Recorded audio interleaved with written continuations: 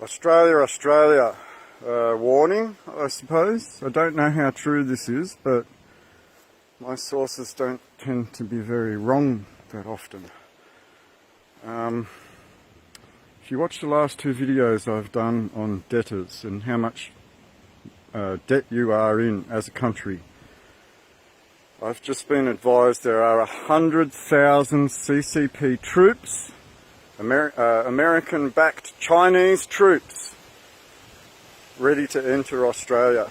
And Daniel Andrews has relieved all of the trade workers for a few weeks in a bid to get them to drum up the violence. And the police are going to drive that violence so that Daniel Andrews can announce he needs help from the United Nations to control his state. And Chinese troops will move in on you. Now, I don't know how true this is, but I suspect it's not far from the truth. Tomorrow when the war began, people, if your kids didn't watch it, if your kids didn't read it, if you haven't watched it, if you haven't read it, I'd suggest you pull it out, Australia, and watch it with your children in the next few days. Because that's what's coming.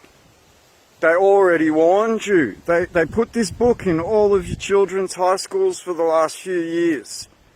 Teach your kids that war's coming.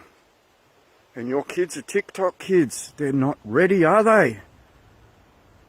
So I don't know how true this is, but given the state of affairs and the laws of armed conflict and The Hague and Geneva, etc., you are looking at debtors' camps and full United Nations foreign forces pushing you into those debtors' camps, just like Nazi Germany.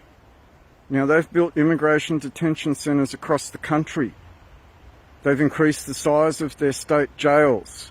They've built new state jails. All right? They are going to use them, and you, the people, are going to be those debtors unless you stand up and realise who the fuck Daniel Andrews is. He's the debtor, not you. You do not have to be wards of the state. Let the state pay its debts off.